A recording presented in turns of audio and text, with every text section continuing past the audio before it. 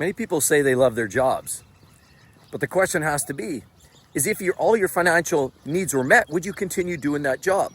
Well, a great viewer, Michael Curtis, threw out this comment and I couldn't help but mention it.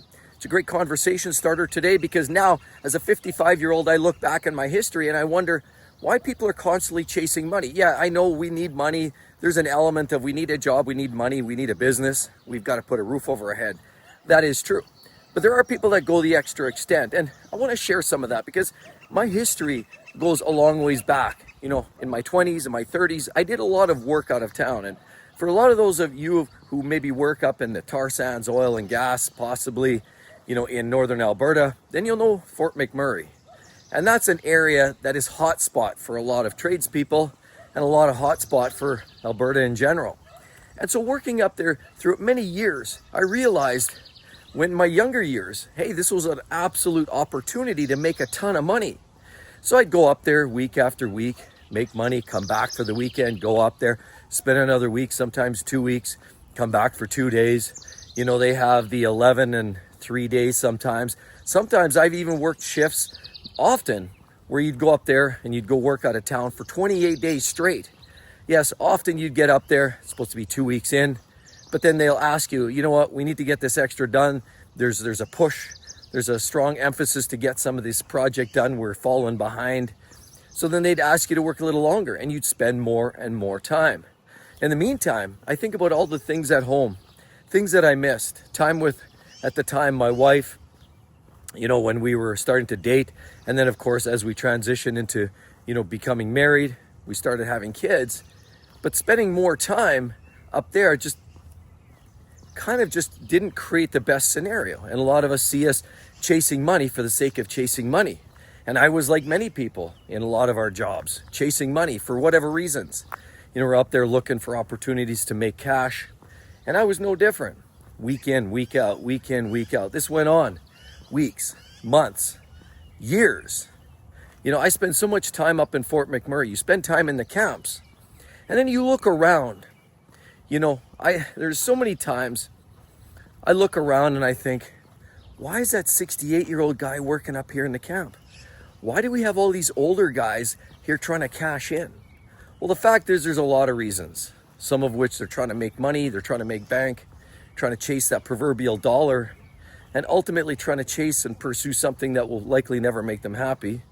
In many cases as well, I found people that were maybe divorced, you know, and now they're just hiding up north, you know, on a paycheck, paid, you know, free rent and board, of course, in the camp.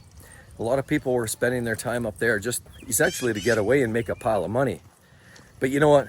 One day it was a real eye-opener for me because when I was up there in that camp that time, there was a morning and there was a bunch of commotion outside I heard in my room. And for any of those that you know what the camps are like, they're basically these very long Atco trailers. The walls are paper thin. Everything's made out of almost feels like, you know, I don't know, cardboard, and it's super cheap and flimsy, but you can hear through all the walls. And I hear all this commotion going on. And they said, I popped my head out the window or the door to the hallway, and they said, you know what, don't worry, we've got it covered. Don't worry, just go back to your rooms. And they kind of tried to disperse everybody. But later that day when I came back after work, I found out that actually the individual that they were dealing with in that room had passed. And I remember talking to that guy a couple days earlier, and he was not that old of a gentleman. I would say he was probably around 60, and he was up there trying to cash in. And he even said to me, because I got to know a lot of the guys in the area, of course, you see them around, you see them in the hall, you see them, you know, catching the shuttle over to the main job site. And he had told me that he just needed to put in a good couple years to pay off his mortgage. And he was hustling, he was pushing, he was grinding, trying to get that money and make that money. Meantime he was leaving his wife behind. His kids were more or less grown up, so he felt like this was a great time to do that. But unfortunately, he didn't make it. He unfortunately did not make it. And I had seen so many cases of that. You know, there was times I'd walk around out in the parking lot, not just randomly. I just, you know, I'd be walking from the shuttle or the bus to your camp, to the main camp, or, you know, to the area, the Atco trailers of sorts. Maybe walking through the parking lot and you'll be noticing all of these cars. And granted, you see everything. You see these guys with these lifted up diesel trucks that they spent $150,000 on. But then you see these other guys that are driving these 1974 Buick, or, you know, a Chevy, or some old clapped out car that's rusted out and pretty much nothing left of it. And it's sad because the reality, most of those people that are in that camp chasing that dollar are up there trying to make bank and literally trying to make as much money as possible. And yet they're driving these $500 cars. Now, some of them, of course, they're doing it for that reason, to be frugal. But there's lots of stories up there that I talked to people that ran out of everything. They're divorced, their house was gone, they got into some bad habits. Next thing you know, those bad habits are fed on a weekly by their paychecks, and they can't even barely afford a car. So it's just a sad, sad story of disparity. And now at 55, I'm starting to realize, you know, week after week, ooh, I got a bee flying around here. Yeah, look at that. There's a few bees and stuff here these days. Anyway, oh, forgot to say, welcome back to the hustle. Welcome back to the grind, everybody. But let's get back at it. And, you know, I did like it at first. It was, the paychecks were massive. You know, you hit the road, do a road trip, you get in a vehicle, head on up to good old Fort Mac, grab a bunch of drinks, snacks, food, head on up there. And life seemed so grand. It seemed like just a perfect scenario, perfect place to make a bunch of money, have a good road trip, have fun. And it seemed like a good experience, you know, my late 20s, early 30s at first. But as time went on, I started to realize what's more important in life. Health, family, you know, young ones. If you have little ones, certainly you've got a spouse. That's what actually matters. And see, in the meantime, while you're up there chasing the dollars, what ends up happening is your family, your wife, your, in some cases, husband, kids, whatever, they're back at home living life. And yours on pause. And you being on pause, essentially you got back home, and after a while, when you get home, you sort of start stirring up the nest. They get too used to you not being around. They start doing things that they like doing. They start developing new hobbies, new friends. And next thing you know, you're not feeling quite as comfortable anymore. It's a sad reality. I know I have a friend that really, really experienced a lot of that particular issue. For me, you know, I was always more than welcome, and I certainly always felt welcome coming home, and I loved it. You know, big open arms and the big hug. But every time I had to turn that around after that 3-day turnaround on the weekend and head back up, I found myself just getting more and more stressed out. It got to the point where I was hating myself, I was hating life, I was hating everything, really everything. I was just, if I could say it, mad at the world. And a lot of it is just because it all started with trying to chase the dollar. Again, we all need money to stay afloat. But it's interesting because I had friends that hadn't gone that path. I had some friends that decided and elected to just make a career here around home. And every single day, you know, they're out there taking their kid to soccer practice, you know, hanging out with the wife, going out for dinner, and doing those day-to-day things, the little things. You know, because life isn't one big, you know, explosive, amazing, just unreal event that, you know, with fireworks and explosive activities that are just amazing and dazzling. No. Life is a series of those small little events and those experiences each and every day. And while a lot of what I found was chasing the eternal dollar, people are living their lives without me. And that was really something that really tugged away at me. Seeing older guys that were up there still trying to chase the dollar in their 60s. Seeing people pass away around me.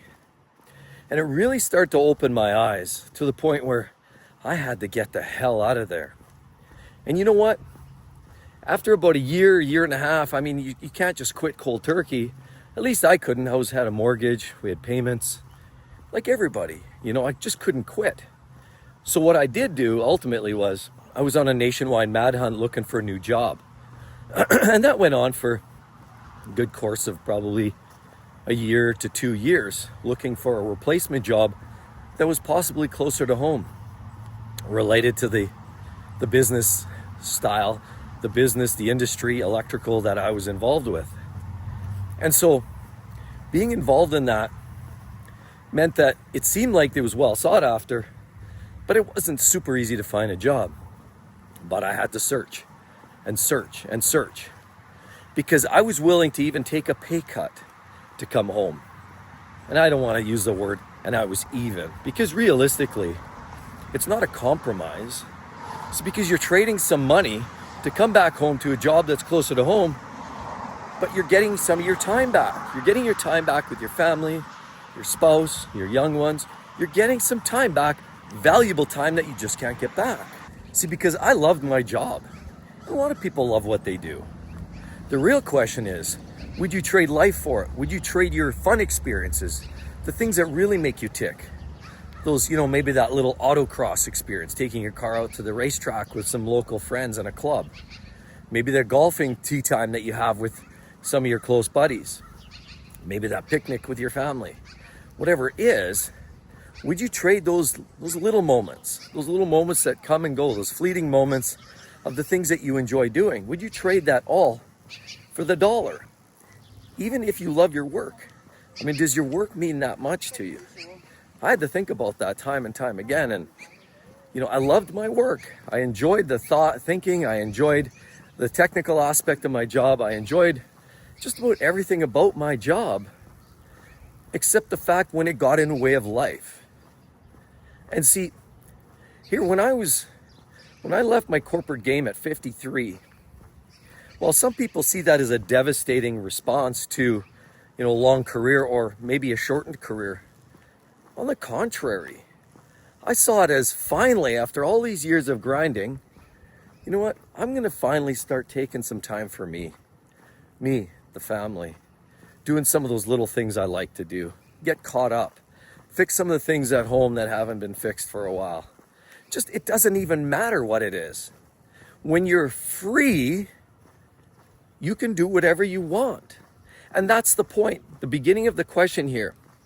For Michael, who asked the question about would you continue doing that work if you were financially independent? And I'd say absolutely not. And it's not that I don't like the work, because I love the work and I love working. I love being productive. I certainly can't stand not being productive. And when the sun's shining on a Saturday morning at 7:30 in the morning, poof, I'm up and I'm out. I got to just do something, anything to feel a little bit productive. I got to get up, get moving, and feel like I'm getting something accomplished. So it's not about not working. It's not about being lazy. It's about transitioning and shifting my time, not a company's time that's telling me, how to be politically correct, tell me the things I can say, can't say, telling me that my performance wasn't quite up to par, telling me I should be more like Jojo Boy over there because they run around like manic. Honestly, it's just not worth it. If you've got the time, if you're financially able to spend the time you want to, why would you continue working your job, that is? Work your own system, work your own game, work your own life. But work your job? I don't know. Further to that story, Michael adds in his comment that, our system is kind of built in a way that's kind of broken right now. And when I mean that, we're talking about education. You see, a lot of people are educated to be the most productive they can. People are educated to go out there, get that degree, post-secondary, secondary education, that skill, that trade. Those are all great, and we need that as we build our careers. We need to do something for X amount of years in our life. We need to work. We need to develop a foothold in society. We need to make some money, honestly, and we need to survive. So it's all very important we set ourselves up for success. But really, when is the question of enough is enough? Because Michael's comment refers to the point of we don't see the education out there teaching people, showing them, what it takes to actually be financially successful, teaching the ins and outs, and being financially independent by the age of 40. And we're not talking about the FIRE movement per se. We're talking about making the right decisions, prioritizing your life, your investments, prioritizing your family's life, and prioritizing everything in a way that can set you up for an early retirement. Not that you want to retire at 40. Most people probably can't and shouldn't be retiring at 40. I wasn't ready to retire at 40 either. By the time I hit 50, 53, I'll be quite honest, I was ready to go. I really was. I was definitely ready to go probably around, that 48, 49. But you know what, by the time 53 hit, I was smack dab in the middle of it, and it was good. And it all added up and made a lot of sense for me. Some people, it's not. Some people, they bargain for the fact that they're going to work till they're 67. I just can't get it. I just don't understand why people want to do that. Other than the obvious, the financial end of it. I get it. But the question was asked, if you had all the finances and you didn't have to worry about that, would in fact you continue working? And there are people that say they love their jobs. It's an interesting conundrum, but the idea of getting more education out there for people to put themselves in that position to be able to retire at 40 or 50 rather than the target of 65, 70. Because a lot of times things like Social Security, even in the Canadian side, RSPs, old age security, that's totally variable. There's already changes going on in the Canadian system that could leave us shortchanged. So at any point, in my mind, that could be pulled out from under us. They could extend the dates further back, reduce the benefits. Any number of things can and probably are going to happen here in the next few years.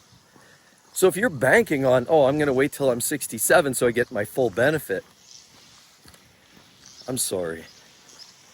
I just don't see it in the same way. I see trying to prepare yourself to get out of the game earlier. And it's not just about the Social Security aspect. It's about the fact that, believe it, ageism is a fact. I know it. I've seen it. I've lived it. And so if you're in that world and your employer loves you, that's super. But mine did too for a while. Until they didn't. And it was kind of odd, but that's just sort of how it goes. And so you've just got to be in a position where you may not quit. You may not retire at 40. And again, I wasn't ready to do it either. But wouldn't you much rather be in a position where if they told you, well, thanks for coming out, we don't need your help anymore. Wouldn't you much rather be in a position where you can walk away and not be stressed out? Whether you can totally retire at that point, or maybe not. Maybe you just take a year off and cruise around because you're totally fine and you've got lots of padding. You could retire if you wanted, but you still want to put in a couple more years just for some fun and frivolity. Isn't it much better to be in a position like that rather than being in a position of, stress, snap, I got to find a new job? See, to me, that's too stressful. So the idea is not so much just quitting anywhere. The idea is build hard, work hard in your younger years. And I've always believed that. I came across an older couple here yesterday that I've known in the neighborhood, and we got into a good chat, and we both agree. It's funny how they kind of mentioned it, and I kind of went on that tangent, but essentially, we both agree that you either work hard in your younger years or you're going to work hard in your older years. You make that decision. I'd much rather grind in the early years to get myself out of that loop sooner than later. And to working up north and, doing that Fort McMurray excursion. See, that's the other flip side. That's not a bad way to go. I've lived it. And I truly believe in living that if you have an end game, if you have a goal in mind, an objective. But by doing that, by living that, and by going up into places like that to take you away from home, the thing you really seriously need to consider is this is a short-term experience, and I'm going to pull everything out of it I can as quickly as physically possible so I can get in and I can get out. And then I can get back to my life, what I always wanted. Because people get in there, they get lazy, they get in there, they start working, they start seeing the big paychecks, Then they buy the big trucks, the lifted trucks and the quads and the sleds. We all love our toys. We all love our toys. And in a lot of ways, that's what makes you tick. 100%, go for it. You know, I'm the last person to critique that. All I'm saying is have that goal in mind and don't lose sight of that focus. And don't get into a stride where you're just sort of strolling along. You're up north, you're out of town for 3 years, 5 years, 10 years. Next thing you know, life sailed behind you and you blink, you look in the mirror one day and boy, have you aged. You know, maybe things have left behind. Friends are gone, family may be left. That's not a position anybody should be in or wants to be in. So the idea is, again, learn the game, work it hard, grind it. But honestly, if you could afford not to work that job that you say you love, would you in fact continue to work it? I'd love to hear your thoughts. And again, as always, everybody have a wonderful day. See you then. Bye-bye.